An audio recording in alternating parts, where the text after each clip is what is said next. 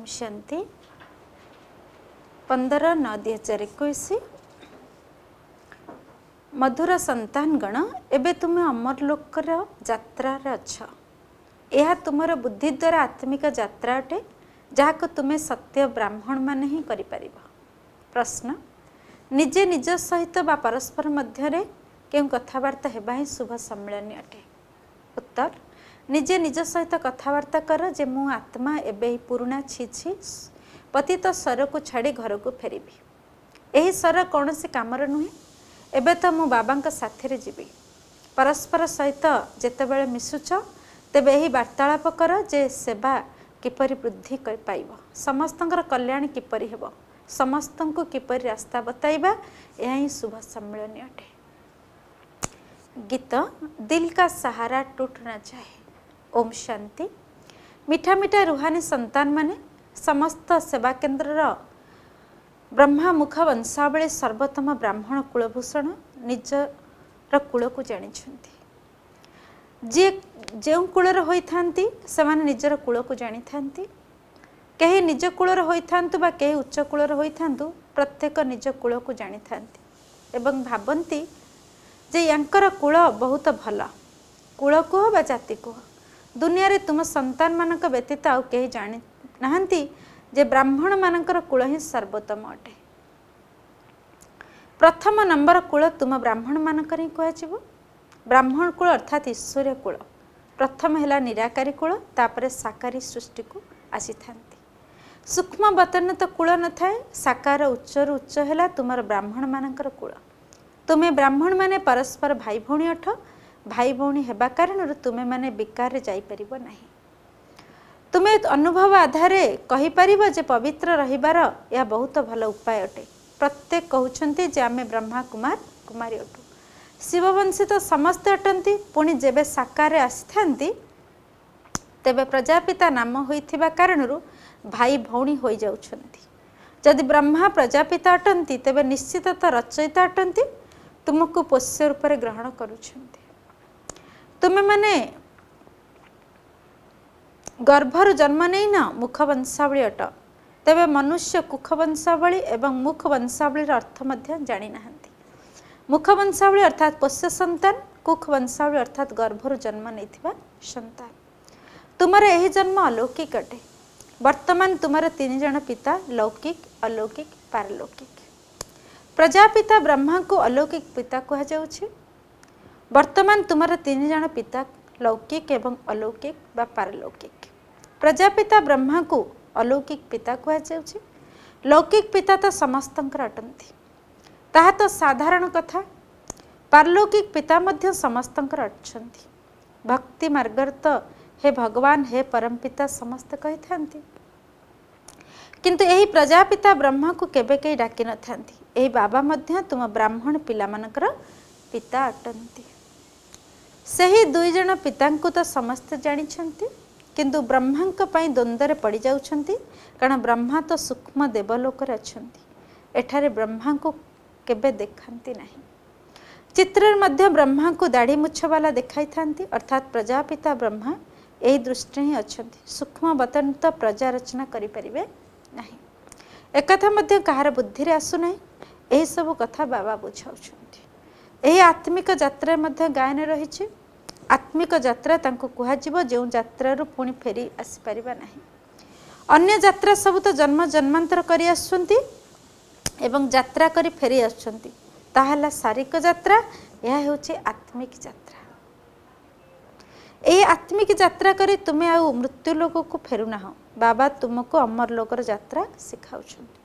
से माने काश्मीर आड़े थिबा अमरनाथ यात्रा रे जाउछंती। से तो कौन से अमर लोक नुहे। अमर लोक गोटी है आत्मा मानकर आ गोटी है मनुष्य मानकर जहाँ स्वर्ग अथवा अमर लोक कहि परिबा। आत्मा मानकर है निर्वाण धाम। अमर लोक है सत्यजुग एवं मृत्यु लोक है कलिजुग एवं निर्वाण धाम है शांति लोक जोठी आत्मा माने रहउछंती। बाबा कहउछंती तुमे अमरपुरी रो यात्रा रे अछ। स्थूल तीर्थ यात्रा पादरे करबा को पड़ी था। यह आत्मिक यात्रा जहाँ को शिखाइला वाला एकमात्र आत्मिक पिता अटंती एवं से थरे मात्र आसी शिखाउछंती। ताहा तो जन्म जन्मांतर कथा। यह हूँ मृत्युलोकर शेष समय कथा। एक तुम्हें ब्राह्मण कुलभूषण ही जानिछ। आत्मिक यात्रा अर्थात तुम्हें बाबा स्मृति अच्छ, ज्ञान मध्य रही अंतमति सुगति। तुमको बाबांकर घर ही स्मृति आसूची। जानुछ जेबे नाटक शेष होगा जाऊँगी। यह पुराणा शरीर पुराणा वस्त्र अटे। आत्मार अवगुण रूपक खाद मिसवा द्वारा शरीर मध्य खाद मिसा जाउछि। जेतेबेले आत्मा पवित्र होछि सेतेबेले शरीर मध्य पवित्र मिलुछि। एक कथा मध्य तुमे पिला माने जानिछ। संसार मनुष्य तो किछि जानु नांती। तुमे जानुछ जे केही केही मध्य बुझी जाइछन्ति। काहारी बुद्धि रे ज्ञान नहीं। जे बुझिथिबो से निश्चित अन्य काहाको बुझाइबो। मनुष्य जेतेबेले तीर्थयात्रा जाइथांती सेतेबेले पवित्र रहिथांती। पुणी घर को आसी अपवित्र हो जाइथांती। मासे 2 मास पवित्र रही थांती। तीर्थयात्रा करिवार मध्य समय रही। सबु बेले तो यात्रा करने को जाई परिबे नहीं। शीत बा वर्षा समय कहीं जाई परिबे नहीं। तुम यात्रा तो ठंडा बा गरम कौनसी प्रभाव नहीं। बुद्धि रे निजे ही जानी परिबो जे मु बाबांकर घर को बा परम धाम को जाउछि। जेते आमे मने पकाउछु सेते हमर विक्रम विनाश होउछि। बाबांक घर को जाई पुणी आमे नुआ दुनिया को आसीबु। एई कथा बाबा ही बुझाउछन्ति। एठारे मध्य पिलामानंक भितर क्रम अनुसार अछन्ति। वास्तव में यात्रा को भूलिबा उचित नुहे किंबा माया भुलाई देउछि। किंतु माया भुलाई देउछि सेथि पई लेखुछन्ति मध्य बाबा आपणकर स्मृति भूली जाउछि। आरे स्मृति रे यात्रा जहा द्वारा तुमे सदा सुस्थ सदा संपत्तिवान हेउछ। एभली औषध को तुमे भूली जाइछ। सेमाने एक कथा मध्य कहउछन्ति जे बाबा को मने पकाइबा तो बहुत सहज। निज सहित कथबार्ता करने को पड़ी थाए जे मु आत्मा प्रथमे सत प्रधान थिली एवं तम प्रधान हो जाइछि। एबे शिव बाबा आमको तो बहुत भल उपाय बताउछन्ति। पुणी आमको अभ्यास करने को आखि बंद करी विचार करा जाए नहीं। एही भली निज सहित कथबार्ता कर जे आमे सत प्रधान थिलु। आमे ही राज्य करिथिलु। सही दुनिया सुवर्ण जुग थिला। पुणी रौप्य ताम्र लौह जुग को आसीगलु। एबे लौह जुग अर्थात कलिजुगर शेष समय अटे। सेथिपाई बाबा आसी जाइछन्ति। बाबा आम आत्मा मान को कहउछन्ति जे आमे मने जे तुमे मते मने पका एवं निजर घर को मने पका जेउठारु तुमे माने आसीछ। तेबे अंतमति सोगति अर्थात अंतिम स्मृति अनुसार परवर्ती गति होई जिवो। तुमको सेठा को जीवा को हेबो। एई उपाय बाबा ही बताउछन्ति जे अमृत बेलारू निज सहित कथबार्ता कर। बाबा अभिनय करी देखाउछन्ति जे मु मध्य सकाळे उठी विचार सागर मंथन करुछि। प्रकृत आमदानी करबा दरकार ना। गायन अछि शुभ कि साई। तेबे सेही साई का कष्ट को मने पकाइबा द्वारा इष्ट को मने पकाइबा द्वारा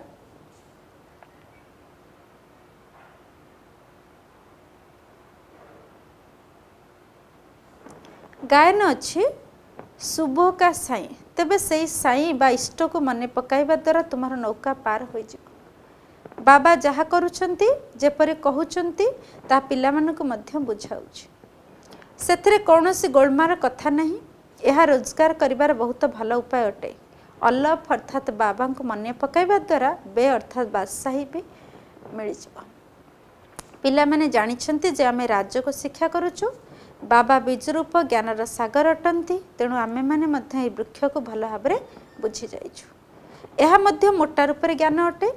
आरंभ रे वृक्ष किपर वृद्धि को प्राप्त होइथाय तापर किपर एहार आयुष मध्य शेष होइथाय। अन्य वृक्ष सब तो तोफान इत्यादि द्वारा उपड़ी जाउछि। किंतु एही मनुष्य सृष्टि वृक्षर प्रथम मूलद्वार सढ़ी जाइछि अर्थात देवी देवता धर्म प्राय लोप पाई जाइछि। यह मध्य हेबार अछि। यह जेतेबेले गुप्त हो जाए से लुप्त हो जाए सेतेबेले कुहा जाए गोटे धर्मर पुनर्स्थापना एवं अनेक धर्मर विनाश।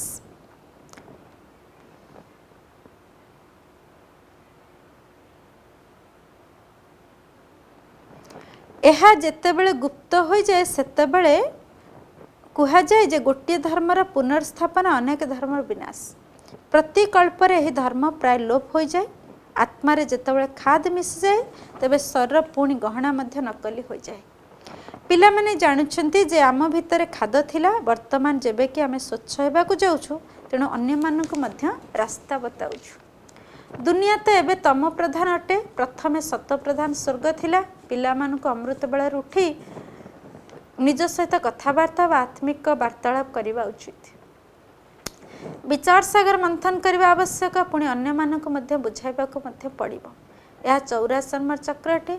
84 किपरि नेउछंती, किए नेउछंती? निश्चित जो मैंने प्रथम प्रथम आसबे से मैंने ही नेबे। बाबा मध्य 84 चक्र विषय बुझाउछंती। बाबा केउठकु आसछंती एकथा मध्य जानि नाहंती। बाबा आसी निज निजर परिचय देउछंती, कहउछंती जे मु तुमको राज्य को सिखाउछि, मन मना भव, मोते मन पकाओ ते विकर्म विनाश हब। एभଳି ज्ञान केही देई परिबे नाही। जदिओ गीता आदि बहुत शुणाउछंती, सेठाकु मध्य लोक माने बहुत जाउछंती, किंतु भगवान केबे तो आसीथिबे ज्ञान शुणाइथिबे, तेणु पुनर्बार जेतेबेले आसीबे तेबे तो ज्ञान शुणाइबे। सेमाने गीता शास्त्र धरी ज्ञान शुणाउछंती। एठारे निजे ज्ञानर सागर भगवान अछंती, यांकु कौनसी शास्त्र आदि हाथ रे धरी पढ़िबार नाही। ये काठारु शिक्षा करूनांती, कल्प पूर्वर मध्य आसी संगम जुगरे तुम मानकु सिखाई थिले। बाबा ही आसी राज्य को सिखाउछंती। यह होची स्मृतिर यात्रा। तुमर बुद्धि ही जानिछि केवल ब्रह्मा मुखवंशावली ब्राह्मण के व्यतीत एपरि केही मनुष्य नथिबे जहांक पाखरे यह ज्ञान थिबो। समस्तक भितरे सर्वव्यापी ज्ञान परिपूर्ण होई रहिछि। एकथा केही जानि नाहंती जे परमात्मा बिंदु अटंती, ज्ञानर सागर पतित पावन अटंती। सेमाने केवल तुच्छाटारे गायन करि चलिछंती। गुरु माने जहा सब सिखाई देउछंती ताकु सत सत करि चलिछंती। अर्थ किछि हेले जानि नाहंती ना ता उपरे केबे विचार करूछंती जे यह सत्य कि नुहे। बाबा बुझाउछंती जे तुमे पिला मानकु चालिया बुलिया समय बाबांक स्मृति रे निश्चित रहिबाकु हेबा, नचेत विकर्म विनाश कहि परिबा नाही।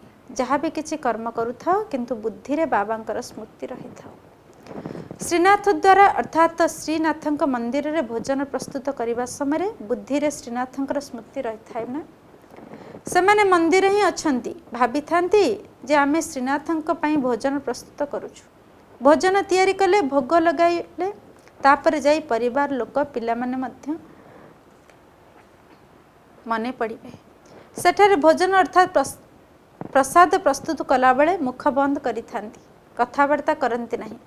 मन द्वारा कौन विकर्म होई न थाए। सेमान तो श्रीनाथंक मंदिर अछंती। एठारे तुमे माने शिव बाबांक पाखरे अछ।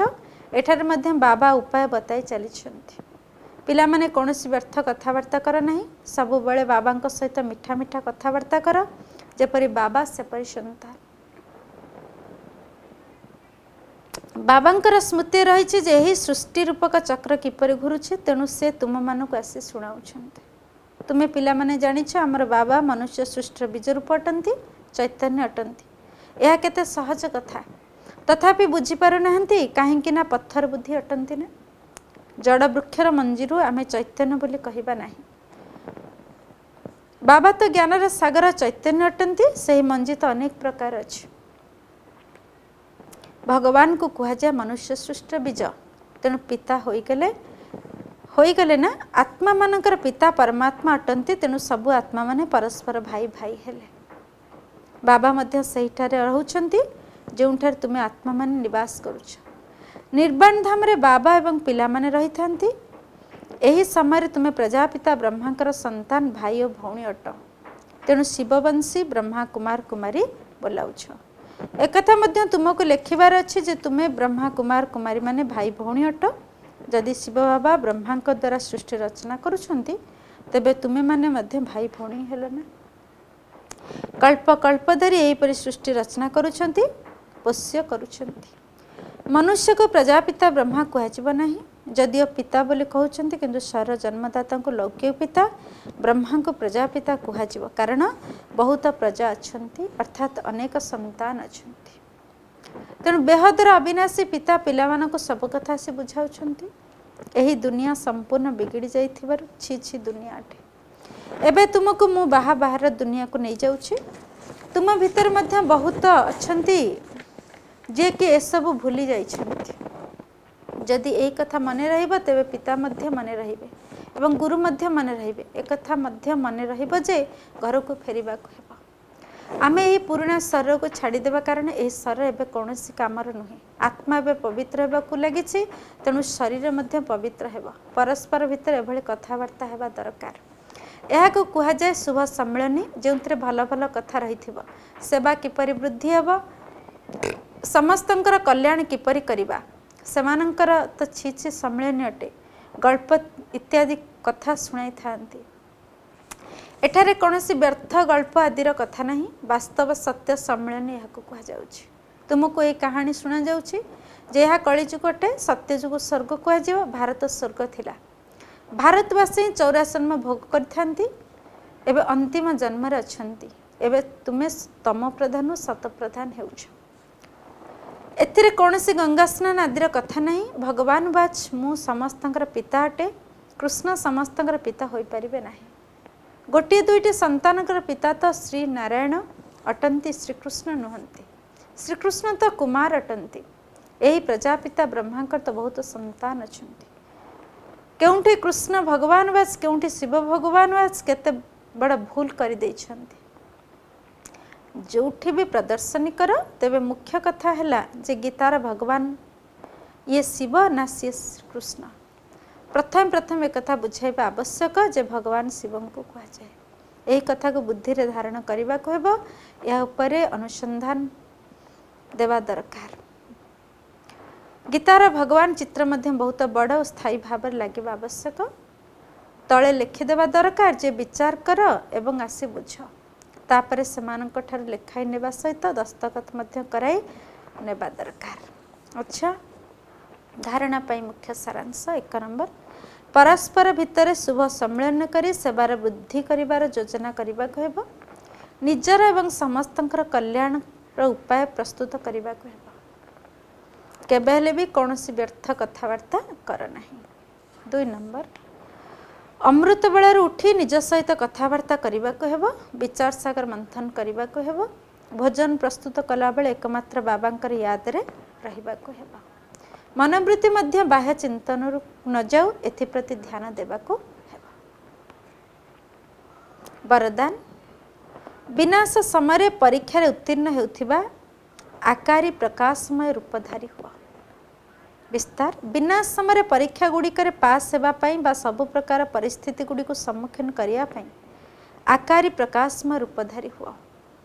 तुमे मैंने जितेबाला चलवा बुलवा समय लाइट हाउस भली होते तुम मानकर रूप अर्थात शरीर अन्य मानक देखा नहीं जेपरी कौन स्वतंत्र पाठ करने समय स्वतंत्र वस्त्र धारण कर थाए एवं कार्य समाप्त होगा मात्रे पुनर्बार से वस्त्र को ओह्लाई दे थाओ सेहीपरि स्थूल शरीर रूपी वस्त्र को मध्य गोटे सेकेंड रे धारण कर गोटे सेकेंड रे यहाँ अलग हो जाओ।